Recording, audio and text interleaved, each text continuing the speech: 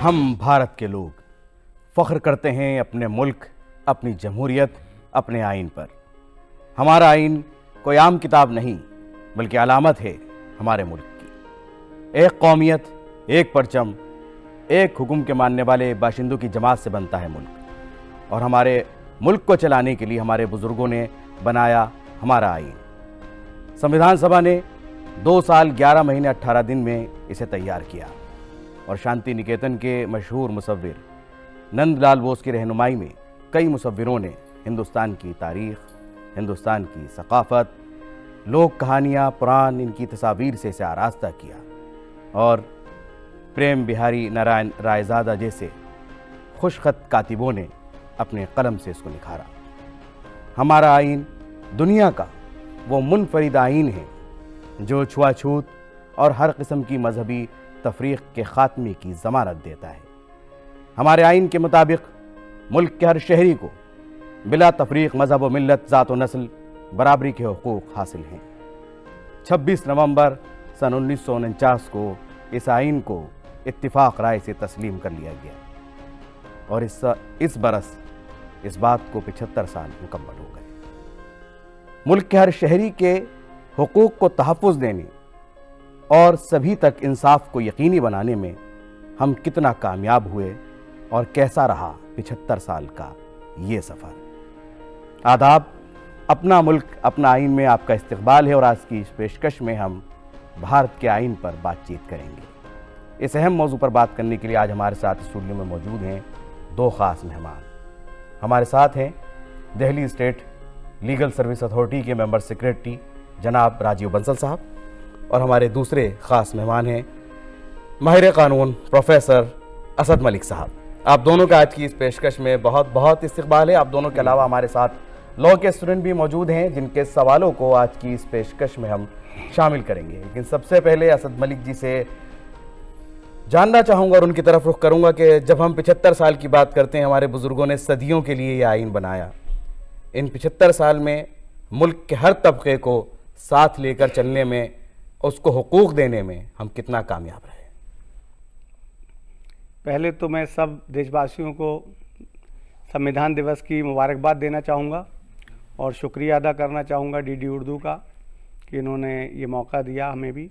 अब जहाँ तक सवाल है कि भारत का जो संविधान है 75 साल के बाद अगर हम देखें तो इसका एक एक लफ्ज़ जो हमारे भारत के संविधान निर्माताओं ने इसमें शामिल किया और ख़ास तौर से अगर हम इसके पहले पन्ने को देखें, प्रस्तावना जिसे हम प्रियम्बल कहते हैं, तो उसके एक एक लफ्ज़ को पिरोया गया हमारे भारत के संविधान के सारे जो कॉन्स्टिट्यूशन के अदर प्रोविज़न हैं।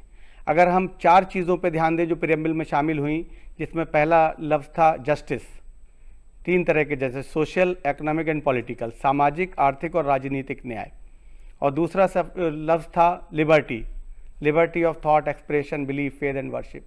और तीसरा था equality, equality of status and of opportunity and to promote among them all. और चौथा था fraternity, assuring the dignity of the individual, unity and integrity of the nation. अगर इन हर लफ्ज़ को देखें, सन 1950 में 26 जनवरी को कॉन्स्टिट्यूशन इन्फोर्स हुआ और 26 नवंबर 1949 को इसके कुछ प्रोविजंस जो लागू कर दिए गए, जिसके बाद इलेक्शन के बाद। तो अगर हम देखें 75 साल में कॉन्स्टिट्यूशन ने हमारे हर शहरी को वो सब कुछ दिया जिसका वादा हमारी कॉन्स्टिट्यूएंट असेंबली ने उस वक्त किया था। क्योंकि एक जो सपना था कॉन्स्टिट्यूशन बनाने का, उसका मेन मकसद था कि हर शख्स को उसके जो हुकूक हैं वो मिल सकें, उसकी जो जिम्मेदार ज़रूरतें हैं वो पूरी हो सकें। और पंडित नेहरू ने उस वक्त कहा भी था कि हमारा मकसद संविधान को बनाने का है ताकि भूखे को खाना मिल सके, नंगे को कपड़ा मिल सके और उनकी ज़रूरत के हिसाब से जब जब वो ज़िंदगी में आगे बढ़ें तो वो सारी चीज़ें पूरी हों। तो ये जितने लफ्ज़ जो प्रियम्बल में थे और वो फंडामेंटल राइट्स में, ख़ास तौर से हमारे जो सुप्रीम कोर्ट का रोल रहा इसके एक्सपेंशन में, और उसके बाद जो directive principle of state policy, सरकारों के ऊपर ये जिम्मेदारी दी गई कि वो हमारे शहरियों के लिए ऐसी पॉलिसी बनाएं ताकि उनकी ज़िंदगी की जो ज़रूरत है मिनिमम वो पूरी हो सकें। और उसका नतीजा यह हुआ कि जितने भी कानून तब से आज तक बनाए गए, ज़मींदारी को ख़त्म करने से लेकर राइट टू फूड तक, और अभी जो रिजर्वेशन वुमेन के लिए आया, तो ये साबित करता है कि हमारा आइन, हमारा दस्तूर वो सब कुछ देने में कामयाब हुआ जिसकी उम्मीदें उस वक्त हमारे भारत के संविधान निर्माताओं ने लगाई थी जब वो कॉन्स्टिट्यूशन को बनाया जा रहा था। जी, बहुत खूब। एक जो पूरा जो किसी भी कानून के ताल्लुक से हम गुफ्तगू करते हैं उसकी अहमियत और इफादियत की, लेकिन जब आइन की बात होती है तो प्रेम्बल से उसका आगाज़ होता है और प्रेम्बल की अहमियत पर बखूबी रोशनी डाली प्रोफेसर असद मलिक साहब ने। और जहाँ कहीं किसी के हुकूक़ की पामाली होती है, कहीं किसी के साथ नाइंसाफ़ी होती है, तो वो रुख करता है हमारी अदालतों का। राजीव बंसल जी हमारे साथ हैं, उनसे जानना चाहूँगा कि आइन की रूह को बरकरार रखने में हमारी अदालतों ने क्या रोल निभाया है, क्या कुछ ऐसे अहम फैसले हैं जिनके ज़रिए हमारे आइन की रूह बरकरार रही। पहले तो मैं आप सब दर्शकों को और जितने भी यहाँ पर हमारे मौजूद हमारे गेस्ट स्टूडेंट्स हैं सबको कॉन्स्टिट्यूशन डे की शुभकामनाएं, 75 वर्ष पूरे होने की सबको हार्दिक शुभकामनाएं। जहाँ तक बात है कि कोर्ट्स ने इन राइट्स को प्रोटेक्ट करने के लिए और इनको प्रमोट करने के लिए 1950 ऑनवर्ड्स से ही सुप्रीम कोर्ट और हमारी कॉन्स्टिट्यूशनल कोर्ट्स, हाई कोर्ट्स ने सब ने बहुत अहम फैसले दिए हैं कि जिसमें कि अगर मैं कहूँ तो सुनील बत्रा के केस से लेकर के हैंडकफिंग और प्रिजनर्स के राइट्स को अगर हम बात करें तो उनको भी उन्होंने प्रोटेक्शन दी है कि किसी भी अगर कोई अंडर ट्रायल प्रिजनर है उसको अगर कोर्ट में पेश करना है तो ऐसा नहीं कि आप उनको हैंडकफ्स के साथ प्रोड्यूस करेंगे, उनके भी अपने एक फंडामेंटल राइट्स हैं। तो वहाँ से ही कोर्ट्स ने एक बेसिक ह्यूमन राइट्स को रिकॉग्नाइज़ किया और उनको प्रोटेक्शन देने के लिए कोर्ट ने अलग अलग किस्म की डायरेक्शंस इशू की हैं जो कि आज तक बखूबी इम्प्लीमेंट होती आई हैं। अभी सुप्रीम कोर्ट ने हर किस्म के ऊपर, हर सब्जेक्ट के ऊपर सुप्रीम कोर्ट अपनी डायरेक्शंस इशू करती है जो उनका सबका की एक ही मकसद है कि जो हमारे कॉन्स्टिट्यूशन के अंदर जितने भी बेसिक प्रोविजंस हैं उनकी प्रोटेक्शन ताकि की जा सके, उनको प्रोटेक्ट किया जा सके और किसी के भी जो हुकूक़ हैं, अधिकार हैं, उसका हनन ना हो, उसके साथ कहीं ना कहीं अगर किसी किस्म की तफरीक है तो वो ना हो। लेकिन हम खुसूसी तौर पर अब उनकी भी बात करना चाहेंगे जिन्हें संविधान सभा ने भी जहन में रखा था। असद मलिक जी से जानना चाहूँगा, वो मार्जिनलाइज कम्युनिटीज़ थीं जिनको नज़र में रखकर ये कोशिश की गई थी कि हाँ सबको बराबरी के हुकूक़ दिया जाएँ। हमारे यहाँ माइनॉरिटीज़ भी थीं, हमारे यहाँ जो हैं दूसरे वर्ग भी थे जो कमज़ोर थे, उन सब को तक़वियत देने, उन सबको मजबूती देने और सबको साथ लेके चलने में हमारे संविधान ने, हमारे आइन ने अब तक क्या रोल प्ले किया है? भारत का जो संविधान है, इंडियन कॉन्स्टिट्यूशन, उसका मकसद ही ये था कि सबको बराबरी का दर्जा दिया जाए।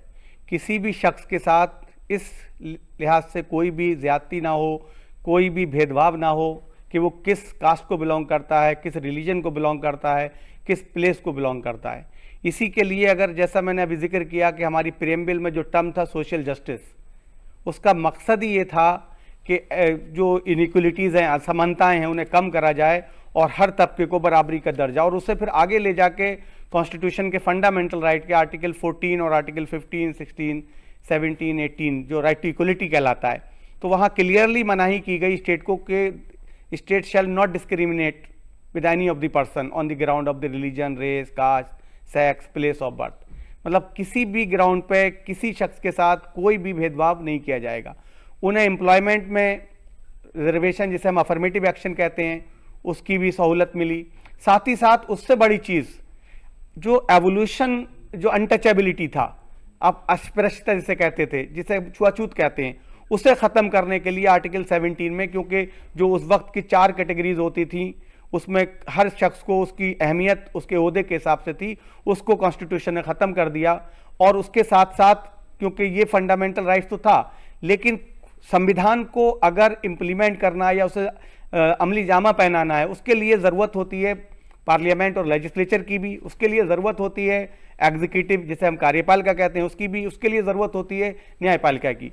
तो भारत की पार्लियामेंट ने 1955 में civil and political rights act बनाया और 1989 में SC/ST एक्ट बनाया जो स्पेसिफिकली, साथ ही साथ 3 कैटेगरीज को जो अभी पूछा नौमान साहब ने, और इसमें आर्टिकल 46 जो डायरेक्टिव प्रिंसिपल थे स्टेट के, उन्हें भी ये जिम्मेदारी दी गई कि किसी भी वीकर सेक्शन के साथ किसी भी ग्राउंड पे कोई भी भेदभाव ना किया जाए। और इसमें ध्यान रखा गया हर कम्युनिटी का, चाहे वो किसी भी मजहब के क्यों ना हो, चाहे वो किसी भी कास्ट के क्यों ना हो, और साथ ही साथ जो खवातीन हैं और जो बच्चे हैं, औरतों के लिए और बच्चों के लिए, उसमें बाकायदा ये इसका एक एक्सेप्शन दिया गया आर्टिकल 15 में, क्योंकि वो कहता है कि किसी भी शख्स के साथ, किसी भी शहरी के साथ रिलीजन के नाम पे, कास्ट के नाम पे, सेक्स के नाम पे, प्लेस ऑफ बर्थ के नाम पे डिस्क्रिमिनेशन नहीं होगा। लेकिन अब उसके लिए हमें कानून बनाने की जरूरत पड़ी, तो इसी में पार्लियामेंट ने 15 आर्टिकल 15 क्लास 3 का सहारा लेते हुए जो कहता है nothing in this article shall prevent the parliament from making any law for the protection of the women and children. तो हमारे हिंदुस्तान में फर्स्ट अमेंडमेंट जो आया वो चंपाकम दोहराराजन को ओवरटर्न करने के लिए आया और रिजर्वेशन की सहूलत दी गई। हमारे हिंदुस्तान में जो बच्चों के प्रोटेक्शन के लिए चिल्ड्रंस एक्ट भी बनाया गया एंड जो आपका बाउंडेड लेबर एक्ट भी बनाया गया, चाइल्ड राइट एक्ट भी लाया, right to education to the children जो हमारे आर्टिकल 45 में था उसे फंडामेंटल राइट भी बनाया गया। और साथ ही साथ खवातीनों के लिए, क्योंकि जो औरतों की भागीदारी थी उनके साथ उस ग्राउंड पर जब वो कहा जाता था कि जो जब डावरी के कैसे किसी गरीब की बेटी बने दुल्हन, रिश्ते तलाश होते हैं जागीर देखकर, और जो महादेवी वर्मा, तो उन सब चीजों को खत्म करने के लिए, औरतों को एम्पावर करने के लिए उन्हें बराबरी का दर्जा हमारे संविधान ने दिया। और साथ ही साथ पॉलिटिकल जस्टिस प्रदान करने के लिए हमारा जो 93rd और 94th कॉन्स्टिट्यूशनल अमेंडमेंट जो म्यूनिसिपैलिटी और पंचायत में 33% रिजर्वेशन दिया, और अब जो पार्लियामेंट ने लोकसभा और राज्यसभा में रिजर्वेशन के लिए भी कानून बनाया। साथ ही साथ हर नौकरी में किसी भी तबके का, वो सोशल जस्टिस के कॉन्सेप्ट को ध्यान में रखते हुए भारत के संविधान ने जो इस तबके की आप बात कर रहे हैं वल्नरेबल ग्रुप जिन्हें कहते हैं, उन्हें वो आज़ादी और वो हुकूक जिसके वो बींगे शहरी जो भारत के हिंदुस्तान के आवाम होने के नाते उन्हें मिलने थे वो दिए। और वो सारी जितनी भी हिंड्रेंसेस थी, जितने भी ऑब्स्टेकल्स थे, वो सारे के सारे हमारे संविधान ने और हमारी अदालतों ने और हमारी पार्लियामेंट और स्टेट लेजिस्लेचर ने टाइम टू टाइम कानून बना के उन चीज़ों को दूर किया ताकि वो भी वही जिंदगी जी पाएं और कोई ये शख्स इस ग्राउंड पे ये ना कह सके। इसीलिए वन वोट वन वैल्यू, सबके वोट की बराबर वैल्यू होगी, चाहे वो भारत का प्रधानमंत्री और राष्ट्रपति हो, चाहे एक बहुत गरीब शख्स हो। तो वो तबकों को right to live with human dignity हमारे संविधान ने दिया। और बहुत अच्छी बात कही आपने कि जिस तरीके से जो हमारे वो तबके थे जिनके लिए ख़ासतौर से ये कोशिश की गई कि उनके हुकूक का तहफ़्फ़ुज़ किया जाए और उनको एक शहरी, एक बाइज़्ज़त शहरी बनाया जाए, उसके अंदर हम कितना कामयाब हुए इस पर भी हम अभी बातचीत करेंगे। और जहां आपने बच्चों की बात कही वहां पर मैं बंसल जी से जानना चाहूँगा कि बच्चों के हुकूक, आमतौर पर जो बड़े लोग होते हैं वो अपने हुकूक की बात करते हैं, हुकूक के लिए अदालतों का रुख करते हैं, लेकिन जो बच्चे हैं उन्हें नहीं पता कि उनके क्या हुकूक हैं। उनके हुकूक के तहफ़्फ़ुज़ के लिए हमारी अदालतों ने क्या कुछ इक़दाम किए? अभी 2024 में इसी साल ही सुप्रीम कोर्ट ने एक बहुत अहम फैसला दिया जो कि चाइल्ड पोर्नोग्राफी के बारे में था। उस फैसले के अंदर सुप्रीम कोर्ट ने ये कहा कि अगर किसी शख्स के मोबाइल फ़ोन में या उसके पास और किसी भी मीडियम पर कि अगर कोई उसके पास चाइल्ड पोर्नोग्राफिक मटेरियल है तो वो मटेरियल अपने आप में होना भी एक ऑफेंस है। और उसके अंदर वो जो पोजेसर है उस मटेरियल का वो ये कह के प्लीड नहीं कर सकता कि मैं इसको कोई आगे कोई डिसेमिनेट नहीं करना चाहता था या मैं इसको आगे कोई किसी और को नहीं देना चाहता था, बल्कि ये मेरे सेल्फ कंजम्पशन के लिए था। तो इस तरह से एक सुप्रीम कोर्ट के अंदर एक मैटर पहुंचा जिसके अंदर कि कलकत्ता हाई कोर्ट ने जब इस टाइप की एफआईआर उनके आगे आई तो उन्होंने उस एफआईआर को एक बार क्वैश कर दिया। बट एक्टिविस्ट राइट्स वाले वो सुप्रीम कोर्ट पहुंचे और ऑनरेबल सुप्रीम कोर्ट ने कहा कि नहीं, पोजेशन ही अपने आप में इसका वो एक पेनल ऑफेंस है और उसके बेसिस के ऊपर ये एफआईआर क्वैश नहीं हो सकती, अतः ये एफआईआर दोबारा से चलेगी। इसी तरह से एक और केस के अंदर सुप्रीम कोर्ट ने, जहां पर कि एक माइनर लड़की थी वो अपनी कंसेंट से किसी के साथ चली जाती है और वहाँ पर जाकर के उनकी शादी हो जाती है और शादी के बाद उनमें बच्चा भी हो जाता है, उसके बाद परिवार आगे बढ़ जाता है। तो सुप्रीम कोर्ट ने वहाँ पर जब ये मैटर पहुँचता है तो ये प्लीड किया जाता है कि ये लड़की तो अपनी कंसेंट से यहाँ पर रह रही है, तो लिहाजा इनके ऊपर ये एक प्रोसिक्यूशन उसके हस्बैंड के ऊपर नहीं होना चाहिए। बट ऑनरेबल सुप्रीम कोर्ट ने वो प्रोसिक्यूशन को मेंटेन किया और उन्होंने कहा कि नहीं, ये पॉक्सो एक्ट के अंडर एक ऑफेंस है और उस ऑफेंस के होने की वजह से ये प्रोसिक्यूशन चलेगा, ये प्रोसीडिंग्स आपके ऊपर चलेंगी। ये क्योंकि पॉक्सो एक्ट इस चीज़ की परमिशन नहीं देता कि आप ये कंसेंट से करते हैं या विदाउट कंसेंट है। एज लॉन्ग एज आपकी एज माइनर वाली है, you are below 18 years of age, तो आपको ये ऑफेंस आपके ऊपर बनता है। जी, इसके अलावा जो वो लोग भी हैं जो किसी मामले में सज़ा पा लेते हैं और अब जेल चले जाते हैं, क्या ऐसे कैदियों के लिए भी अदालतों ने हमारे कुछ ऐसे फैसले दिए हैं कि उनके साथ भी किसी तरह की कोई तफरीक ना हो? जी हाँ, अभी इसी साल सुप्रीम कोर्ट ने एक इस बारे में भी एक बहुत अहम फैसला दिया, जिसके अंदर कि ये पाया गया कि सुप्रीम के जो जेल्स के अंदर जो अंडर ट्रायल प्रिजनर्स हैं या जो कॉन्विक्ट्स हैं, जो जिनको सज़ा मिल चुकी है, वो लोग जेल के अंदर बहुत सारे जो काम है वो सब लोग वो एक्यूज लोग या वो कॉन्विक्ट्स ही करते हैं। तो वहाँ पर कुछ कैटेगराइजेशन सुप्रीम कोर्ट ने पाई कि कुछ किस्म के लोगों को सिर्फ एक ही पर्टिकुलर कम्युनिटी के लोग या एक ही पर्टिकुलर रिलीजन के लोग ही उन कामों को करते थे। तो सुप्रीम कोर्ट ने सब स्टेट्स के जेल मैनुअल्स को मंगा करके और उसके बेसिस पर ये पाया कि इस टाइप से कोई भी प्रोविज़न इन जेल मैनुअल्स के अंदर नहीं हो सकता जो ये कहे कि एक पर्टिकुलर टाइप के काम के लिए आप एक पर्टिकुलर कम्युनिटी के लोगों को ही यूज़ करेंगे। तो सुप्रीम कोर्ट ने इस प्रैक्टिस को डेप्रिकेट किया और साथ में ये भी एक डायरेक्शंस दी हैं कि सब स्टेट्स 3 महीने के अंदर अंदर अपने अपने जेल मैनुअल्स को अकॉर्डिंगली मॉडिफाई करें और इस टाइप के प्रोविजंस को अपने स्टैट्यूट बुक से, अपने मैनुअल से हटाएं। जहाँ पर भी अगर कहीं देखा जाए तफरीक हो रही है, डिस्क्रिमिनेशन हो रहा है, तो उसको वहाँ हटाना होगा। और यही खूबसूरती है हमारे मुल्क की कि जहाँ इतने सारे मजहब और नस्ल और ज़बान होने के बावजूद जो है इत्तिहाद और एकता नज़र आती है, उसको मजबूती देने में असद जी यूनिटी एंड डाइवर्सिटी की जो हम बात करते हैं उसको बचाए रखने में, उसको बनाए रखने में हमारे आइन का क्या किरदार है? Unity and diverse, actually Bharat एक बहुत विशाल देश है, बहुत बड़ा मुल्क है, जिसमें तमाम भाषाएं जो लैंग्वेजेस हैं बोली जाती हैं, हर जगह उनके अपने कल्चर हैं, कस्टम्स हैं।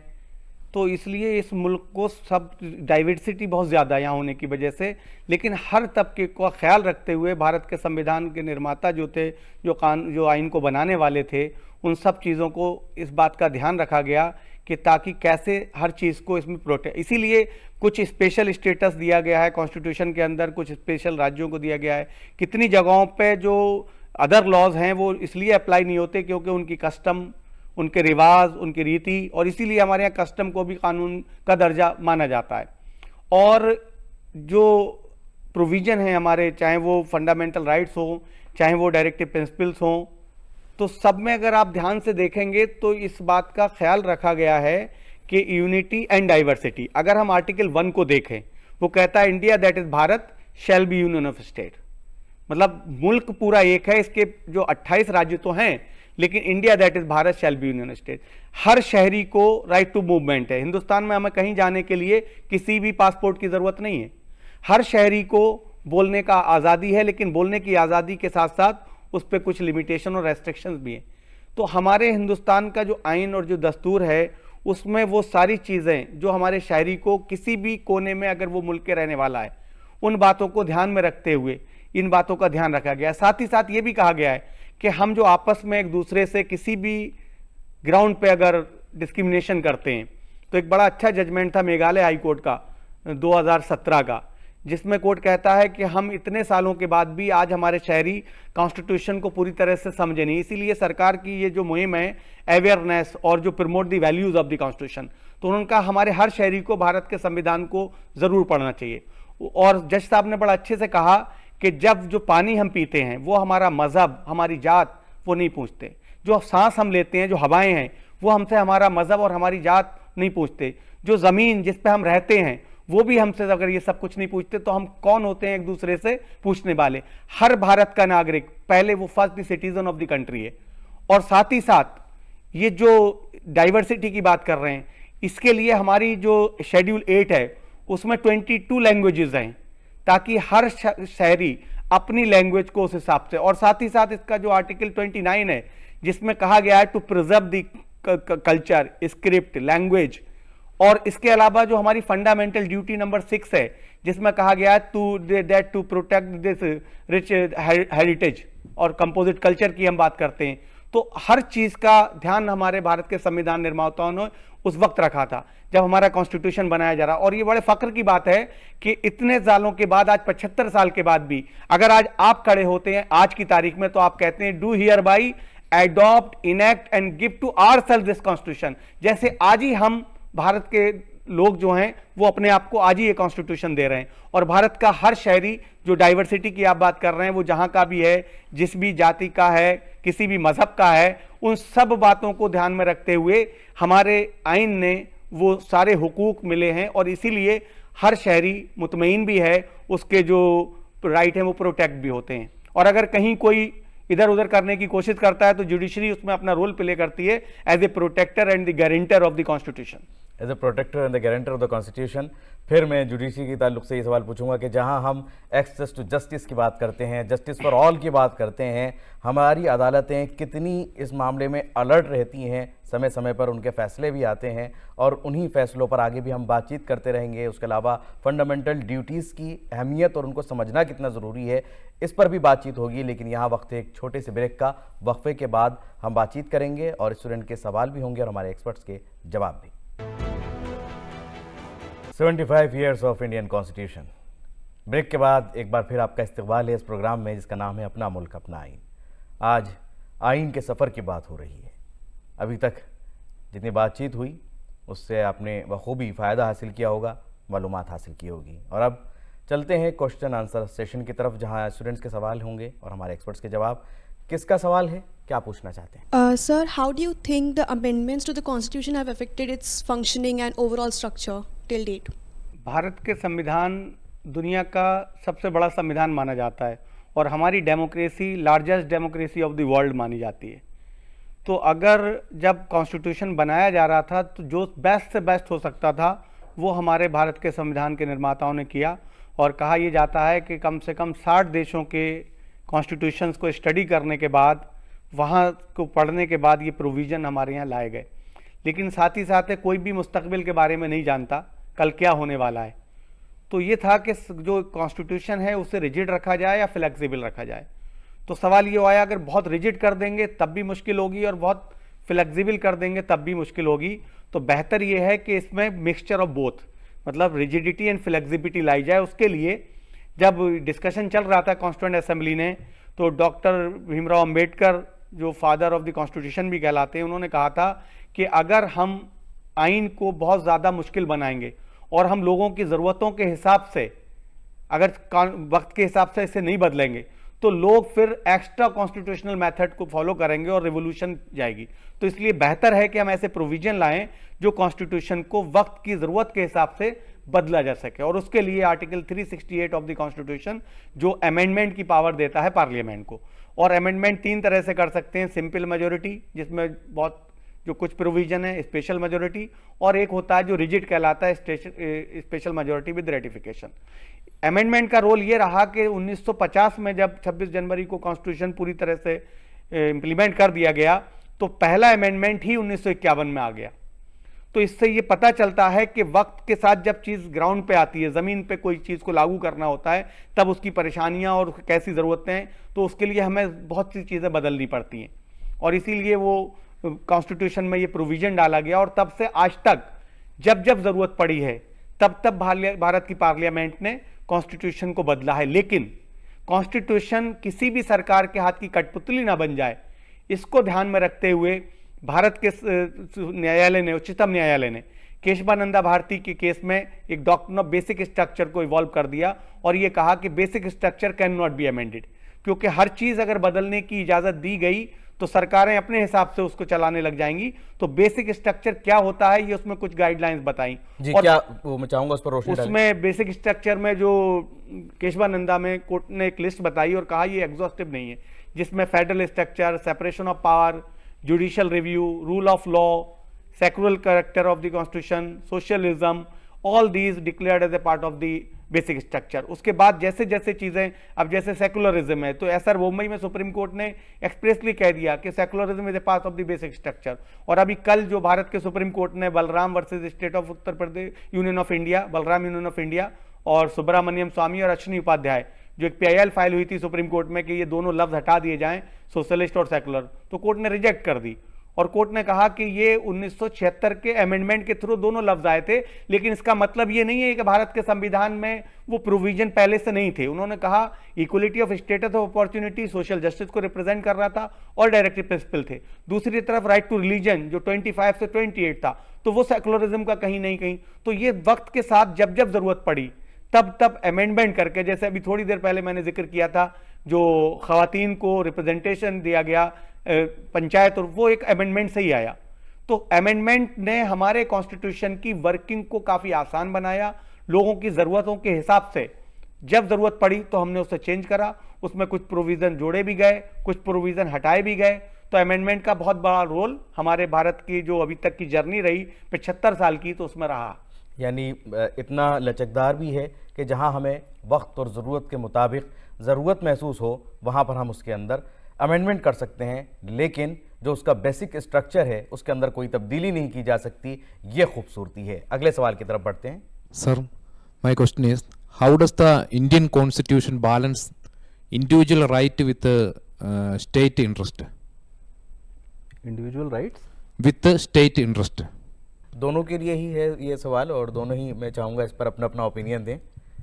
इंडिविजुअल राइट्स और स्टेट के राइट्स दोनों को बैलेंस करना बहुत ज़रूरी है, क्योंकि दोनों के ही अपने अपने कॉन्फ्लिक्टिंग फोर्सेस हैं। अब इंडिविजुअल राइट्स को जब तक अगर हम देखें, for instance right to bail एक इंडिविजुअल राइट है, but at the same time जो विक्टिम्स हैं, विक्टिम्स के भी राइट्स हैं। विक्टिम्स के राइट स्टेट उनको प्रोटेक्ट करता है, तो उनको प्रोटेक्ट करने के लिए स्टेट ने प्रोविजंस किए हुए हैं कि प्रोविजंस फॉर अरेस्ट। अब इन दोनों को बैलेंस करने के लिए प्रोविजंस ऑफ बेल जैसे है, वो कोई सर्टेन गाइडलाइंस बताते हैं कि इन सर्कमस्टांसेस के अंदर बेल ग्रांट की जा सकती है, इन सर्कमस्टांसेस में बेल ग्रांट नहीं हो सकती। हमारे पास बेलेबल ऑफेंसेस हैं, नॉन बेलेबल ऑफेंसेस हैं। तो उन गाइडलाइंस को फॉलो करते हुए इनका बैलेंस करने के लिए कोर्ट्स ये कहती हैं कि अब बेल को हम ग्रांट कर सकते हैं। तो ये बैलेंसिंग एक्ट्स जो हैं, यही सब के सब, यही हमारी खूबसूरती है हमारे कॉन्स्टिट्यूशन की, हमारे लॉज की। यानी देखा जाए तो बैलेंसिंग जो अप्रोच है वो सबसे ज़्यादा काम करती है। असद जी कुछ कहना चाहते जो हैं? आप कह रहे हैं स्टेट इंटरेस्ट, एक्चुअली जो स्टेट की डेफिनेशन हमारे कॉन्स्टिट्यूशन में दी गई है वो डेफिनेशन आर्टिकल 12 में है। अब स्टेट के इंटरेस्ट की जो बात है और जो इंडिविजुअल राइट्स हैं, तो जो फंडामेंटल राइट्स जैसा हमारे कॉन्स्टिट्यूशन में जो आइन में दिए गए हैं वो 7 थे ओरिजिनली, अब 6 हैं। तो एक तरफ जो फंडामेंटल राइट्स हैं वो अवेलेबल हैं हमें स्टेट के खिलाफ, मतलब अगर स्टेट कोई हमारा राइट को वायलेट, जैसे कहीं भी आप देखिएगा तो आर्टिकल 14 को हम लेते हैं, वो कहता है the state shall not deny to any person equality before law और इक्वल प्रोटेक्शन लॉ। तो ये स्टेट के खिलाफ है राइट्स, लेकिन ये राइट्स है। जो अभी बंसल साहब ने जिक्र किया राइट टू बेल, तो आर्टिकल 21 कहता है no person shall be deprived of his personal life liberty except according to procedure established by law. जब कोई ऑफेंस हुआ है तो वो स्टेट के खिलाफ माना है। अब स्टेट अगर किसी एक्यूज को गिरफ्तार करके लाया है पुलिस एजेंसी के थ्रू, तो उस एक्यूज का राइट टू बेल है। तो यहां पर इंटरेस्ट ऑफ द सोसाइटी और इंटरेस्ट ऑफ स्टेट, तो इसलिए यहां पर बैलेंस इसलिए जरूरी है क्योंकि सारे के सारे राइट्स ही स्टेट के खिलाफ हैं। स्टेट के पास पावर होती है उसकी एक्शंस और उसकी जो एजेंसीज हैं, इसीलिए, लेकिन कोई भी राइट एब्सोल्यूट राइट नहीं है, वो सब्जेक्ट टू रेस्ट्रिक्शन, जैसे मैंने पहले भी जिक्र किया था। अब आपको फ्रीडम ऑफ स्पीच तो है, आपको फ्रीडम ऑफ ऑक्यूपेशन भी है, लेकिन आपको यह हक नहीं है कि आप जहां चाहें वहां पर अपना प्रोफेशन और ऑक्यूपेशन शुरू कर दें। आपको फ्रीडम ऑफ स्पीच तो है, लेकिन इसका मतलब ये नहीं है आप जब चाहें किसी की सरकार के खिलाफ और गवर्नमेंट के खिलाफ कुछ भी ऐसे, आपको क्रिटिसिज्म का राइट है, लेकिन उसमें सॉवरेनिटी, इंटेग्रिटी, डिफेमेशन किसी की नहीं कर सकते, कंटेम्प्ट ऑफ कोर्ट नहीं कर सकते, डिग्निटी, तो वो जो लिमिटेशन है, जो रेस्ट्रिक्शंस हैं, वो लगाए गए हैं ताकि जो बैलेंस है स्टेट के इंटरेस्ट का भी और जो हमारे सिटीजन और जो शहरी हैं उनके हुकूक भी, दोनों को मेंटेन कर दिया जाए। यानी देखा जाए तो दोनों को बैलेंस रखा गया है और कहीं पर किसी के साथ कोई ज्यादती नहीं की गई है। अगले सवाल की तरफ बढ़ते हैं। सर, मेरा क्वेश्चन यह है कि legislature, executive, judiciary and media, ये चारों हमारा संविधान का 4 स्तंभ है। देखा जाए ये मीडिया के अलावा तीनों स्तंभों के बारे में विस्तार रूप में कॉन्स्टिट्यूशन में हम पाएंगे, लेकिन मीडिया के बारे में कहीं पर भी जिक्र नहीं किया गया है। लेकिन आर्टिकल 19 ये में थोड़ा फ्रीडम ऑफ एक्सप्रेशन के बारे में तो बताया गया है, लेकिन विस्तार रूप से प्रेस के बारे में कुछ नहीं है। इसको हम कैसे समझ पाएंगे? विस्तार से प्रेस के बारे में कुछ नहीं किया गया है। और अभी थोड़ी देर पहले ही हम फ्रीडम ऑफ स्पीच की बात कर रहे थे। असद मलिक जी से जानना चाहूँगा कि इस पर क्या कहना चाहेंगे कि फोर्थ पिलर के बारे में विस्तार से नहीं बताया गया है। मीडिया की जो आप बात कर रहे हैं, प्रेस की ज़रूरत क्यों पड़ती है? ताकि शहरी को जो सरकार के कामकाज हैं उसके बारे में बताया जा सके इन्फॉर्मेशन, क्योंकि उस ज़माने में प्रिंट मीडिया हुआ करता था, अखबारों के थ्रू जो अखबार या रेडियो, यही दो मीन्स थे। जब कॉन्स्टिट्यूएंट असेंबली में जब ये डिस्कशन था, क्योंकि अमेरिकन कॉन्स्टिट्यूशन में ये टर्म एक्सप्रेसली यूज़ हुआ था, फ्रीडम ऑफ प्रेस, लेकिन हमारे यहाँ तो डॉक्टर भीमराव अंबेडकर ने कहा था कि freedom of press is also implicit in article 19(1)(a) of the constitution of India and is essential part of the freedom of speech and expression. और जो पहला जजमेंट आया था Ramesh Thapar versus state of Madras का 1950 में, तो इसमें फ्रीडम ऑफ प्रेस के बारे में बाकायदा बताया गया कि फ्रीडम, सेम फ्रीडम जो हमारे भारत के शहरी को है वही फ्रीडम प्रेस को भी है आर्टिकल 19 में। लेकिन साथ ही साथ उसके बाद फिर जो आगे के बेनेट कोलमैन वगैरह के डिसीजन आए और तमाम चीज़ें, और राइट टू इंफॉर्मेशन अब फंडामेंटल राइट बन के भी आ गया। लेकिन साथ ही साथ अब हमें यहाँ ज़रूरत थी कि राइट फ्रीडम, तो अब ये मान लिया गया फ्रीडम ऑफ प्रेस एक एसेंशियल पार्ट है और उसके अंदर इंटरटेनमेंट हर चीज़ आएगी। लेकिन जो मीडिया को ये राइट नहीं है वो जो चाहे जैसा चाहे कुछ भी दिखाए, जैसे मीडिया ट्रायल हम कहते हैं, तो उसके लिए बाकायदा कुछ गाइडलाइंस कोर्ट ने इशू भी करी और ये भी कहा गया क्योंकि राइट टू रेपुटेशन भी फंडामेंटल राइट है। अगर कोई क्राइम हुआ है, मीडिया में उसके बारे में डिस्कशन शुरू हो जाता है बिना इस बात के जाने कि वो एक्यूज्ड अभी जिससे पकड़ा गया है उसकी क्या वाकई वो उसमें इन्वॉल्व है नहीं, तो क्योंकि प्रिजम्पशन ऑफ इनोसेंस है और फेयर ट्रायल हमारा फंडामेंटल राइट है, तो यहाँ पर ये कहा जाता है कि फ्रीडम ऑफ प्रेस और बाकी जो राइट्स हैं उसके फिर बैलेंस की बात आती है, वो कैसे मेंटेन करे जाएं। तो फ्रीडम ऑफ प्रेस एक्सप्रेसली लिखा नहीं गया था, लेकिन इससे हमारे तमाम सुप्रीम कोर्ट के डिसीजन के थ्रू ये कहा गया कि media is a fourth pillar of the democracy. और अब मीडिया का जो मेन काम है, काम क्या है मीडिया का, उन्होंने कहा टू डिसमिनेट द इंफॉर्मेशन, लोगों तक इंफॉर्मेशन पहुंचाना। और कोई भी डेमोक्रेसी, कोई भी प्रजातंत्र काम तभी करता है जब उसके शहरी उसके सब फंक्शन के बारे में अवेयर हों, और ये जिम्मेदारी दी गई थी मीडिया को, और इसीलिए फोर्थ पिलर कहा जाता है, ताकि कोई भी चीज़ ऐसी जो सरकारें कर रही हैं वो नागरिकों तक पहुंचाई जाएं और कुछ गलत इन्फॉर्मेशन ना जाए, उसके लिए भी बाकायदा इंतजामात किए गए हैं। अगले सवाल की तरफ बढ़ते हैं। सर, मेरा सवाल ये है कि हमारे इंडियन कॉन्स्टिट्यूशन में गर्ल्स राइट के लिए, विमेंस राइट के लिए बहुत कुछ लिखा गया है, लेकिन फिर भी उनका जब रेप हो जाता है, जैसे निर्भया का केस था, उसके भी जस्टिस मिलने में 7 years लगे थे। अभी डॉक्टर का केस हुआ, तो क्या विमेंस की राइट्स नहीं है? क्या वो फ्रीली नहीं घूम सकती है?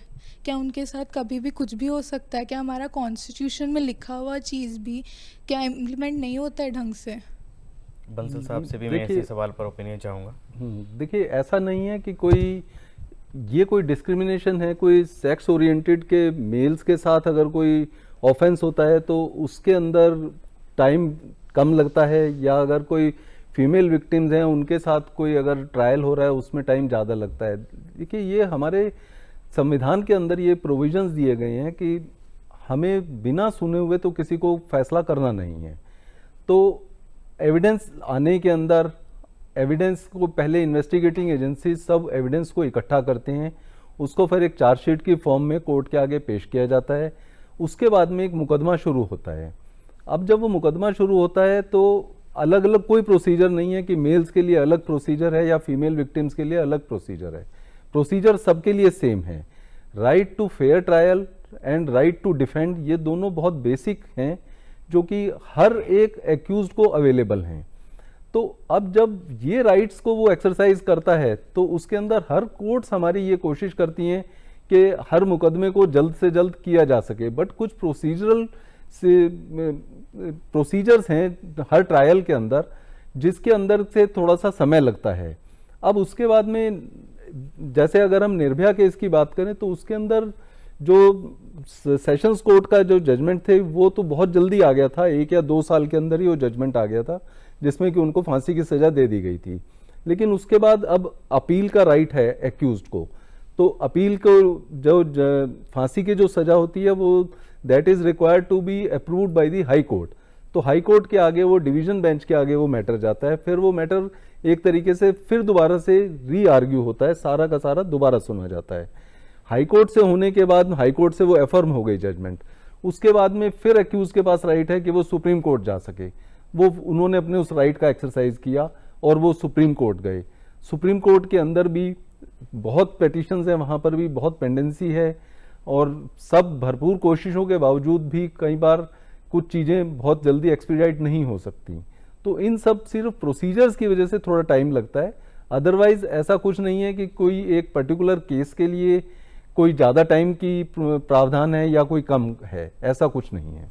लेकिन वो लोग जो पैसा नहीं है जिनके पास, या जिनके पास जो वकील नहीं कर सकते हैं, उनके लिए इंसाफ को यकीनी बनाया जाए, इंसाफ को उनको फराहम किया जाए, पहुंचाया जाए, उसके लिए क्या इंतज़ाम है हमारे देश के अंदर, जहां हम फ्री लीगल एड की बात करते हैं? मैं चाहूँगा उस पर भी कुछ रोशनी डालें। आर्टिकल 39A इंसर्ट किया गया हमारे कॉन्स्टिट्यूशन के अंदर 1976 में, जिसमें यह प्रोविजन बनाया गया कि state shall endeavour to provide free legal aid to all those who are needy.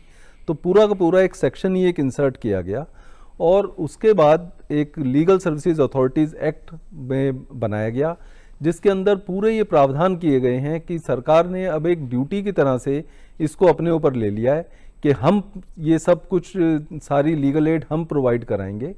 उसके अंदर बहुत सारी कैटेगरीज हैं जो कि एलिजिबल हैं फ्री लीगल एड पाने का सरकार से, जैसे विमेन हैं, irrespective of their financial status, irrespective of their residential status, वो एंटाइटल्ड कैटेगरी हैं कि उनको फ्री लीगल एड मिल सके। इसी तरह से हमारे जो लोग scheduled caste and scheduled tribe communities से आते हैं, वो लोग भी एलिजिबल हैं इसकी फ्री लीगल एड पाने के लिए। सब बच्चे एलिजिबल हैं फ्री लीगल एड पाने के लिए। जो एल्डर सिटीजन्स हैं, हमारे सीनियर सिटीजन्स हैं, जिनकी इनकम 4 लाख से कम है एनुअल इनकम, वो लोग भी एलिजिबल हैं फ्री लीगल एड पाने के लिए। आम आदमी अगर उसकी एनुअल इनकम 3 लाख से कम है, वो भी एलिजिबल है फ्री लीगल एड पाने के लिए। वो सब लोग जो जेल के अंदर हैं या किसी भी तरह की कस्टडी के अंदर हैं, चाहे वो कोई मेंटल इंस्टीट्यूशन है या कोई चिल्ड्रन होम है या कोई विमेन होम है, वो लोग भी जो वहाँ पर की लॉज्ड हैं, वो सब लोग भी एलिजिबल हैं फ्री लीगल एड पाने के लिए। तो ये फ्री लीगल एड पाने का एक तरीका है कि हर डिस्ट्रिक्ट के अंदर डिस्ट्रिक्ट लीगल सर्विसेज अथॉरिटी के ऑफिस हैं।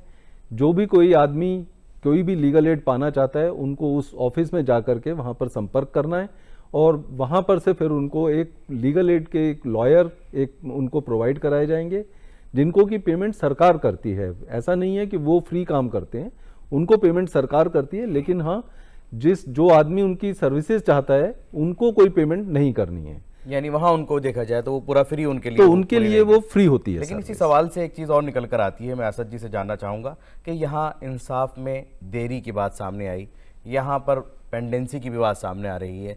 क्या जो हमने आइन बनाते वक्त जो चीज़ सोची थी कि सब बराबर होंगे इंसाफ के लिए, सब कानून के सामने बराबर होंगे, इंसाफ के फराहमी को यकीनी बनाया जाएगा, उस इंसाफ की फराहमी को यकीनी बनाने में, लोगों के राइट्स को, उनके हुकूक को तहफ़्फ़ुज़ देने में अदालतों की पेंडेंसी ने कहीं कुछ देरी की है, या उसको यकीनी बनाने में हम थोड़ा सा भी कहीं पीछे रह गए?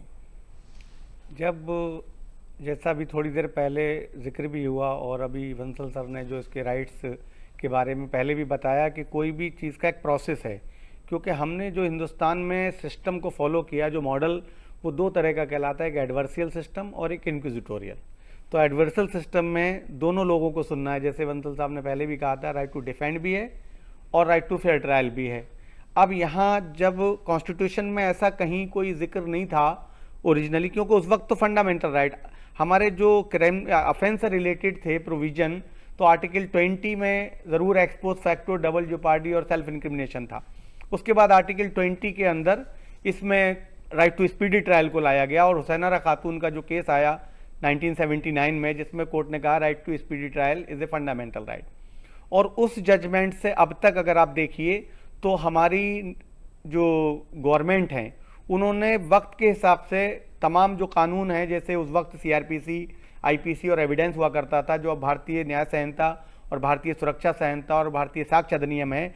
तो ये कोशिश की गई ताकि लोगों को वक्त से जस्टिस मिल सके, क्योंकि यहाँ दो बातें आती हैं। एक होता है जस्टिस डिलेड, जस्टिस डिनाई, कि देर से मिला हुआ न्याय न्याय नहीं माना जाएगा, और लेकिन दूसरी तरफ है justice hurried is justice buried, कि बहुत जल्दबाजी में दिया हुआ न्याय भी न्याय नहीं माना जाएगा। तो उसके लिए भारत के जो उच्चतम न्यायालय ने तमाम जजमेंट में राइट टू स्पीडी ट्रायल को रिकॉग्नाइज करा, बैलेंस के साथ, राइट टू स्पीडी ट्रायल और साथ ही साथ राइट टू फेयर ट्रायल। लेकिन अब आज की तारीख में अगर देखा जाए तो अभी जो हमारे कानून आए हैं, जो 1 जुलाई 2024 से, जिसमें भारतीय नागरिक सुरक्षा संहिता, बाकायदा इसमें अब टाइम लाइन को लाया गया है कि एफआईआर के रजिस्ट्रेशन होने से लेके और जजमेंट तक हर चीज़ का वक्त मुकर्रर कर दिया गया है कि इस वक्त के अंदर ये चीज़ और ये, जैसे एफआईआर होगी, फिर चार्जशीट का जो टाइम पहले था वो अभी भी 60 दिन और 90 दिन है, लेकिन उसके बाद फिर जो डिस्चार्ज की एप्लीकेशन 60 दिन में देनी है, फ्रेमिंग ऑफ चार्ज के 60 दिन के अंदर करनी है, फैसला जैसा अभी बंसल साहब ने बताया निर्भया में ट्रायल कोर्ट का तो फिर भी जल्दी आया, कई बार फैसले रिजर्व रख लिए जाते हैं, तो उसके लिए भी 258 में और 392 में कह दिया कि आप 30 दिन के अंदर फैसला देंगे, मैक्सिमम 45 दिन के। इस टाइमलाइन से कुछ फर्क पड़ेगा बंसल साहब? क्या कहते हैं कि अगर ये टाइमलाइन फॉलो की जाएगी तो जो जहां हम पेंडेंसी की या इंसाफ में देरी की बात करते हैं, क्या उस पर कुछ फर्क पड़ेगा? पहले भी अगर जहाँ तक हम बात करें कि ट्रायल कोर्ट्स की अगर हम बात करें, ट्रायल कोर्ट्स में कभी भी ऐसा नहीं होता है कि फैसले बहुत देरी से आते हैं। फैसले ट्रायल कोर्ट से बहुत टाइम लाइन के हिसाब से ही आते हैं, और अभी अब जो नए अमेंडमेंट्स आए हैं या जो नए बीएनएसएस और ये नए 3 हमारे पास स्टैट्यूट्स आए हैं, इनके हिसाब से डेफिनेटली इसके ऊपर फ़र्क ज़रूर पड़ेगा कि ताकि और स्पीडी ट्रायल लोगों को मिल सके, स्पीडी जस्टिस मिल सके, स्पीडी जस्टिस मिल सके। आपने बीएनएस की बात की, इसी सवाल पर असद मलिक जी से भी मैं चाहूँगा ओपिनियन कि जहाँ हम संविधान की बात करते हैं, जहाँ हम हुकूक की बात करते हैं, बीएनएस उन तमाम जो हमारी कोशिशें थीं उनको कामयाब बनाने में, और जो 75 साल पहले सोचा गया था उन तमाम उम्मीदों को पूरा करने, उस पर खरा उतरने में बीएनएस की क्या भूमिका, कितनी अहमियत मानते हैं? देखिए, बीएनएस जो भारतीय न्याय संहिता है वो जो पहले आईपीसी था उसका रिप्लेसमेंट है। तो आईपीसी या वो जो भारतीय न्याय संहिता, वो जो हमारे यहाँ अफेंस हैं, जो कोई भी शख्स करता है, एक्ट और ओमिशन जिसे कहते हैं, वो पनिशेबल अफेंस है। तो इसमें ये बताया गया है कि अगर कोई भी शख्स कोई कानून को वायलेट करेगा या किसी दूसरे को कोई नुकसान पहुंचाएगा, जिसे क्राइम डिक्लेयर कर दिया गया है, जिसकी बहुत सी चीज़ें हैं जो पहले 511 सेक्शन से घटा के अब 358 सेक्शन कर दिए गए। लेकिन यहाँ पर अगर आप देखा जाए तो जैसे कोई भी मैक्सिमम पनिशमेंट हिंदुस्तान में है डेथ पेनल्टी, जिसे हम फांसी की सज़ा कहते हैं जी। तो अब हमारी भारतीय न्याय संहिता में ऐसे प्रोविज़न हैं जिसमें कि फांसी की सज़ा भी दी जा सकती है, जो भारतीय नागरिक सुरक्षा संहिता के साथ में मिला के आपको देखना है। क्या पहले नहीं थी ऐसी कोई ना? पहले भी थे, पहले भी तमाम प्रोविज़न थे, लेकिन ये आवाज़ उठती रही कि डेथ पेनल्टी को रेयरेस्ट ऑफ रेयर में, क्योंकि पहले ये कहा गया डेथ पेनल्टी होनी नहीं चाहिए क्योंकि हम रिफॉर्मेशन की बात करते हैं, लेकिन हमारे सुप्रीम कोर्ट ने यह कहा कि डेथ पेनल्टी तो रहेगा, लेकिन ये डिपेंड करेगा फैक्ट और circumstances, nature of the offence.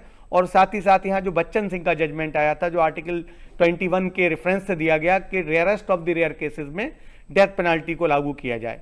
साथ ही साथ जब ट्रायल, जैसा भी बंसल साहब भी बात कर रहे थे, इसीलिए क्योंकि यहाँ अदालतों की जिम्मेदारी ज्यादा बन जाती है। आप किसी भी शख्स को अगर फांसी की सजा दी गई तो अब वो सजा उसकी मौत तक जाएगी। तो यहाँ कोई भी ऐसी गलती किसी भी पार्ट पे, किसी भी स्टेज पे ना हो। तो इसलिए हर चीज को, हर जो भी गवाह वहां लाया गया है, जो एविडेंस दी गई है, उसे अप्रिशिएट करना पड़ता है, एग्जामिनेशन, क्रॉस एग्जामिनेशन, ताकि उसके हुकूक भी वायलेट ना हो। क्योंकि जो राइट्स उसे मिले हैं वो हमारे आइन ने दिए हैं, हमारे कॉन्स्टिट्यूशन ने दिए हैं। न्याय संहिता ने उसे पनिशेबल तो बनाया है, लेकिन उसे प्रोटेक्शन और उसके ट्रायल और उसकी मैकेनिज्म को हमारी सुरक्षा संहिता में। लेकिन ये जो भी कानून हैं, ये जो काम करते हैं, वो भारत के आइन के दायरे में रह के ही करने होते हैं, क्योंकि हमारे भारत के दस्तूर ने हर शहरी को, वहाँ तो एक शहरी है, उसमें जिससे नुकसान हुआ है वो, और जिसने नुकसान पहुंचाया दोनों शहरी हैं और दोनों के हुकूक हैं। तो उन दोनों को प्रोटेक्ट करने की जिम्मेदारी है हमारे दस्तूर की और हमारे आइन की। ये जो न्याय संहिता और सुरक्षा संहिता और साक्ष्य अधिनियम, ये क्रिमिनल मैकेनिज्म जिसे हम कहते हैं, कोई क्राइम होगा उसकी मैकेनिज्म क्या होगी, वो कैसे क्राइम होने से लेके और शख्स की जो सज़ा हुई है वहां तक उसे ले जाएगी, इस बात का ध्यान रखते हुए कि उसका कोई भी हुकूक, कोई भी राइट जो हमारे आइन ने दिया है वो वायलेट ना हो। और यहाँ पर हम एक आखिरी सवाल लेंगे और उसके बाद इस पेशकश को मुकम्मल करेंगे। जी, किसका सवाल है? मेरा ये सवाल है कि बहुत सारे रेप्स, बहुत सारे बच्चों का मोलेस्टेशन होता है और इसका एक ही गहरा प्रभाव है कि हमारा जो सोशल मीडिया है इसमें बहुत सारे फोर्न्स आ गए हैं। जिससे हम सुने कि जो पोस्को एक्ट केवल बच्चों के लिए सुने, जिसको हम एक नियंत्रित रूप से देखते हैं, लेकिन उससे जो अबव 18 एज है उनके लिए क्या कुछ ऐसे एक्ट है जो सोशल मीडिया में इस प्रकार के पोर्न्स जो छोड़ रहे हैं, जो चाहे मन चाहे हम जब मोबाइल ओपन करते हैं ये ऑटोमेटिकली आ जाती है, या बच्चों के खिलाफ देखा जाए तो बच्चों के अगेंस्ट वायलेंस बढ़ रहा है, वो उसको किस तरह से रोका जाए, इसकी आप बात कर रहे हैं। तो मैं इस पर दोनों से ही ओपिनियन लेना चाहूँगा। सबसे पहले बंसल जी से कि ये जो हम चाइल्ड पोर्नोग्राफी की बात करते हैं, चाइल्ड पोर्नोग्राफी एक अलग चीज़ है। चाइल्ड पोर्नोग्राफी का मतलब होता है जिसके अंदर जो एक्ट परफॉर्म कर रहे हैं वो चिल्ड्रन हैं। लेकिन अगर हम इस टाइप के और भी कोई ऑफेंसेस की बात देखें तो हमारे पहले आईपीसी के अंदर और अब बीएनएस के अंदर इसके लिए प्रोविजंस अवेलेबल हैं। ऑब्ससेनिटी के अगेंस्ट प्रोविजंस पहले से रहे हैं और अब भी हैं, तो ऐसा नहीं है कि ऐसा कोई वो नहीं है। लेकिन इन सब के पीछे अल्टीमेटली हम सब सिटीजन्स की भी रिस्पॉन्सिबिलिटी कुछ बनती है। हर चीज़ के लिए हमें सरकार को दोष देना या सरकार से एक्सपेक्टेशंस रखना, वो एक कहीं पर हमारे को एक उसके लिए सोचने की ज़रूरत है कि क्या हमारा ये एटीट्यूड ठीक है, क्या हम एज ए सिटीज़न हम ठीक बिहेव कर रहे हैं या नहीं। जब तक अगर हम अपने ही कंडक्ट को ठीक करते हैं तो इन सब चीज़ों का ऊपर अल्टीमेटली अपने आप खुद ही एक प्रभाव पड़ेगा कि ऐसे ऑफेंसेस समाज के अंदर अपने आप खुद से कम हो जाएंगे। हमारे को रेट्रोस्पेक्शन की ज़रूरत है, इंट्रोस्पेक्शन की ज़रूरत है, ना कि कुछ और किसी और चीज़ों की। जी, अपने ऊपर कंट्रोल की ज़रूरत है। और इसी के साथ साथ मैं असद जी से भी जानना चाहूँगा कि हमारी जिम्मेदारियाँ, हमारी ड्यूटीज़, उनको समझना कितना अहम है। हाँ, जैसे आपने जो जिक्र किया और बंसल साहब ने बताया, तो इन सब चीज़ों को रेगुलेट करने के लिए आईपीसी और भारतीय न्याय संहिता, जैसा भी सर ने जिक्र किया, साथ ही साथ इससे पहले बंसल साहब ने पॉक्सो का भी जिक्र किया। स्पेशल एक कानूनी इसीलिए लाया गया ताकि बच्चों के साथ इस तरह के सेक्सुअल जो ऑफेंस होते हैं वो ना हो। और जो हमारी महिलाएं हैं उनके लिए जो सेक्सुअल हरेसमेंट वर्क प्लेस, जो 1997 में विशाखा का जजमेंट आया, उसके बाद कानून भी 2013 में आ गया। लेकिन सबसे बड़ी बात यह है कि कोई भी लॉ वो रेगुलेट करता है इंसान के बिहेवियर को, लेकिन कोई भी कानून जब तक मददगार नहीं है जब तक हम उसमें खुद भी कोऑपरेट ना करें। जैसे हमारे भारत का जो आइन है, जो संविधान है, उसमें आपको हुकूक तो दिए गए, लेकिन साथ ही साथ आपकी कुछ जिम्मेदारियां भी हैं, कुछ फंडामेंटल ड्यूटीज़ भी हैं। और उसकी पहली फंडामेंटल ड्यूटी है ये to abide by the constitution and its noble ideals. तो अगर हर शख्स भारत का रहने वाला और उसकी हर जो 11 ड्यूटी दी गई हैं, जो ओरिजिनल 10 थी, अगर हर अपनी जिम्मेदारी को निभाएगा तो काफ़ी हद तक जो परेशानियां हैं वो अपने आप दूर होंगी। क्योंकि अगर मेरा बोलने का हक है तो साथ ही साथ दूसरा अगर उससे राइट टू रिमेन साइलेंट लगाएगा तब ये पॉसिबल है। साथ ही साथ जैसे एनवायरमेंटल पॉल्यूशन, आजकल स्कूल ऑनलाइन चल रहे हैं, लेकिन इसकी जिम्मेदारी अगर फंडामेंटल ड्यूटी नंबर 7 देखें तो अगर हर शहरी इस बात को ध्यान में रखेगा, सरकार ने तो बहुत कानून बना दिए, लेकिन कानून को इम्प्लीमेंटेशन करना और उसमें कोऑपरेट करना हर शहरी की उतनी जिम्मेदारी है। अगर हम जिम्मेदारियों को साथ में रखें तो जाहिर सी बात है हम दूसरे शख्स के राइट्स को अपने आप प्रोटेक्ट कर लेते हैं। तो यहाँ पर सबसे बड़ी जिम्मेदारी एज ए सिटीजन हमारी भी है, क्योंकि हमारे कॉन्स्टिट्यूशन में लिखा है be the people of India. ये भारत का संविधान देने वाले हम खुद हैं, और हमने भारत का संविधान किसको दिया है? We the people of India, खुद को दिया है। और हमने उस संविधान में वादे किए हैं। वो वादे, जैसा अभी मैंने शुरू में कहा था कि हम प्रॉमिस कर रहे हैं हर शहरी से कि हम आपके जो to secure justice social economic, हम प्रॉमिस कर रहे हैं हर शहरी से that liberty of thought expression belief, हम प्रॉमिस कर रहे हैं हर शहरी से इक्वलिटी ऑफ स्टेटस, हम प्रॉमिस कर रहे हैं फ्रेटर्निटी असरिंग द डिग्निटी। लेकिन अगर ये प्रोमिस को हम खुद वायलेट कर रहे हैं तो वो एक शेर था कि तुम ही तो मुसन्निफ थे मेरी कहानी के, इस तरह बदलोगे यकीन था। बहुत तो ये आपकी जिम्मेदारी भी है, कानून तो हैं, इंप्लीमेंट भी उसे करने की जिम्मेदारी कार्यपालिका की है, लेकिन यहाँ हमारी खुद की जिम्मेदारियां भी हैं जो हर शहरी को इस आइन को पढ़ना चाहिए, खासतौर से अपनी ड्यूटीज़ को पढ़ना चाहिए और समझना है कि हमारा क्या रोल इसे और बेहतर बनाने में हो सकता है। लेकिन एक छोटा सा सवाल यहाँ से और आता है, मैं आप दोनों से ही उस पर जानना चाहूँगा, क्या सोशल मीडिया के ऊपर जो इस तरह का कंटेंट जो समाज के अंदर नफरत या समाज के अंदर इस तरह का गुस्सा पैदा कर रहा है या इस तरह से नौजवान जो हैं हमारे वायलेंस की तरफ जा रहे हैं, उसको रोकने के लिए क्या हमने कुछ कानून बनाए हैं इस तरह के? इंफॉर्मेशन टेक्नोलॉजी एक्ट में इसके लिए प्रोविजंस अवेलेबल ऑलरेडी हैं। बस सिर्फ बात ये आती है कि जो आजकल जो इतने भी हमारे पास सोशल मीडिया हैं, चाहे हम व्हाट्सएप ले लें या फेसबुक ले लें, इन सब के साथ एक प्रैक्टिकल डिफ़िकल्टी ये आ रही है कि ये सब लोगों के इनके सर्वर्स इंडिया में नहीं हैं, इनके सर्वर सब बाहर हैं। अगर हमारी इन्वेस्टिगेटिंग एजेंसीज इनके कोई मैसेज है या कोई इन्फॉर्मेशन है, उसका सोर्स को ढूंढने की कोशिश करती है, उसका सोर्स को पाने के लिए ये जो ऑनर्स हैं इनके व्हाट्सएप या फेसबुक या for that matter any other, वो सब लोग इतने कोऑपरेटिव नहीं हैं। उसके लिए हमारी सरकारें पूरी कोशिश कर रही हैं और आने वाले समय में I am sure we will be able to overcome this hurdle, कि हम इसको कैच कर पाएंगे कि ये लोग भी हमारे साथ कोऑपरेट करें और हमारे साथ इंफॉर्मेशन शेयर करें, ताकि हम एक अच्छे समाज का निर्माण कर सकें, एक अच्छे समाज का निर्माण कर सकें। और इसी सवाल पर मैं एक मुख्तसर सा ओपिनियन चाहूँगा असद सर का भी, कि किस तरह से इन चीज़ों को कंट्रोल किया जाए जो हमारे एक अच्छे समाज के निर्माण में कहीं बीच में कहीं रुकावट बन रही है। देखिए, इसके लिए ज़रूरी ये है, कई बार हमारी अदालतों ने भी कहा है कि जो हमारा एजुकेशन है, जो एजुकेशन सिस्टम है, जो वैल्यूज़ हैं, जो मॉरलिटीज़ हैं, क्योंकि कई बार कहा जाता है there is a deterioration of the values among the children और स्टूडेंट। एक तो पिटीशन फाइल हुई सुप्रीम कोर्ट में PIL 2016 में, Santosh versus union of India, और उसमें पिटिशनर ने सुप्रीम कोर्ट से ये गुहार लगाई कि सुप्रीम कोर्ट ऐसी गाइडलाइंस दे कि बच्चों में कैसे इन वैल्यूज़ को इनकलेट किया जाए। कोर्ट ने डिसमिस कर दिया और कोर्ट ने कहा ये जिम्मेदारी हमारी नहीं है, ये जिम्मेदारी है हमारी सोसाइटी की, ये जिम्मेदारी है माँ बाप की, और ये जिम्मेदारी है हमारे टीचर्स की। तो अगर वो हम कॉन्स्टिट्यूशनल मॉरलिटी जिसे कहते हैं और कॉन्स्टिट्यूशनल वैल्यूज़ जिसे कहते हैं, और जो ओवरऑल, तो वो अगर हर शख्स ठीक से फॉलो करे।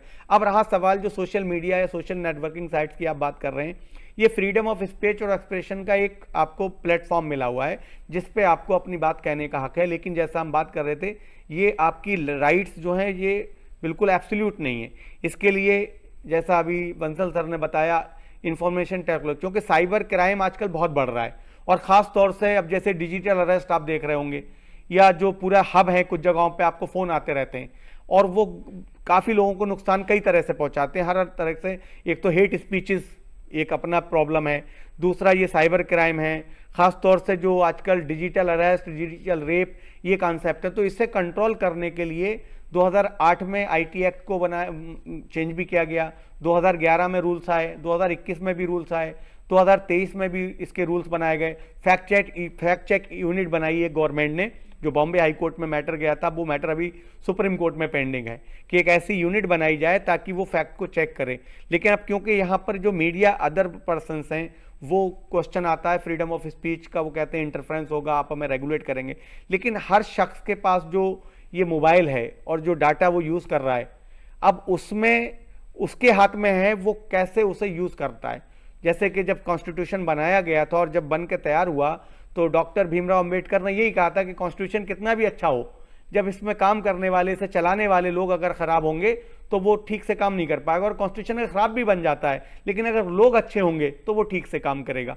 तो यहाँ पर एक तो पनिशमेंट, जैसा सर ने कहा कि उसे फाइंड आउट करना, मैकेनिज्म में क्रिएट है हमारे पास मैकेनिज्म, लेकिन साथ ही साथ फिर वही सवाल ये आता है कि जैसे वंसल सर ने एक सुप्रीम कोर्ट के जिक्र किया कि सुप्रीम कोर्ट ने पोर्नोग्राफी की अगर आप पोजीशन में हैं तो आपको इसमें, इसी तरह से जो कोर्ट डेवलप कर रहा है या सरकारें, ताकि आने वाले वक्त में फेसबुक पे आपने अगर कोई कमेंट कर दिया, ट्विटर पे ऐसा कमेंट कर दिया जो नफरत फैलाने वाला है या जो किसी के साथ किसी और तरह से, तो उसमें FIR रजिस्टर्ड होती हैं, उसके लिए अलग से एक सेल है।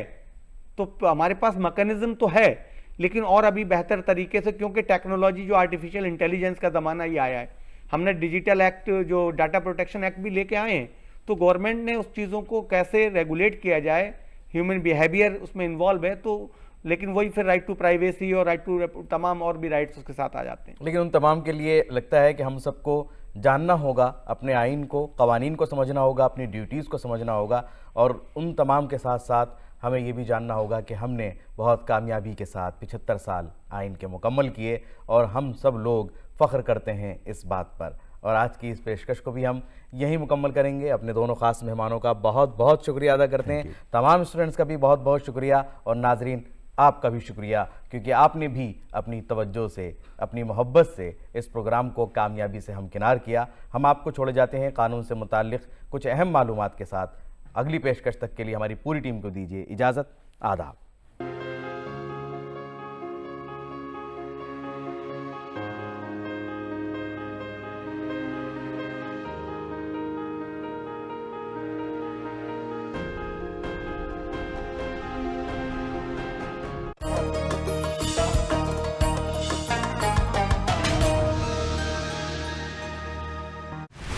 विदेश में रोजगार की तलाश में जाने वाले कामगारों को जटिलताओं और चुनौतियों से बचाने और उन्हें हर कदम पर मदद देने के लिए विदेश मंत्रालय ने ई-माइग्रेट परियोजना के रूप में एक परिवर्तनकारी पहल की।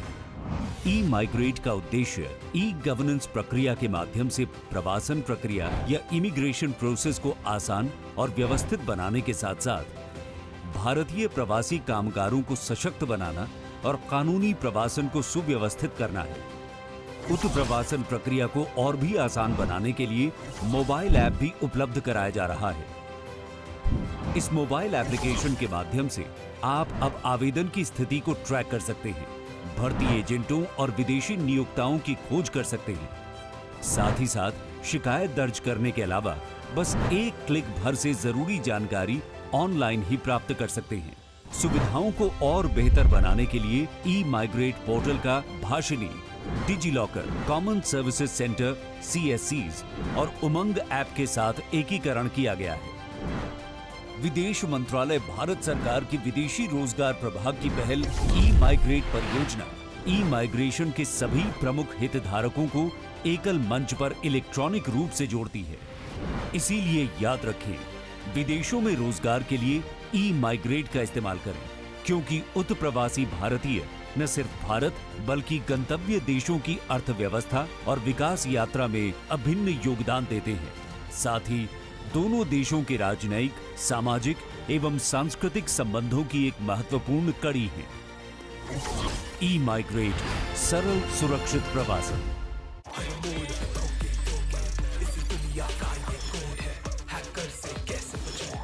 ₹1,00,000 में कोई कंपनी को बेचेगा? सर, इस ज्योति का ईमेल अकाउंट तो फेक है। रैकेट है। कहीं ऐसा तो नहीं कि इसमें कोई आइडेंटिटी थेफ्ट का भी एंगल इन्वॉल्व? उसे कंपनी के बारे में कुछ नहीं पता, इनफैक्ट उसे कुछ याद नहीं रहता। A total amount of 72 lakhs has come through loans. और फिजिकल वेरिफिकेशन के लिए कंपनी को बुलाना पड़ेगा। Sir, you are absolutely right. देखिए साइबर क्राइम की दुनिया, बच के रहना, हर रविवार सुबह 9 बजे और रात 9 बजे सिर्फ डीडी नेशनल पर। सुहानी है के सर्दी से डर के साथ। तुमने खुद मूड में आके गाया और हमारा भी मूड बनाया। अरे झूठ बोले कौवा काटे, काले कौवे से डरियो मैं मायके। क्या बात है, जो एक्सप्रेशन आपने पकड़ा है और आपकी क्रिस्टल क्लियर वॉइस, मतलब मजा ही आ गया। प्रत्येक शनिवार और रविवार शाम 7 बजे और रात 11 बजे डीडी नेशनल पर। विज्ञान हमारे बाघों की जान बचा रहा है। अति उन्नत camera trap, satellite trekking, DNA analysis उनकी और उनके पर्यावासों की सुरक्षा करते हैं। धरती करे पुकार का ये एपिसोड देखिए इस शनिवार रात 10:30 बजे दूरदर्शन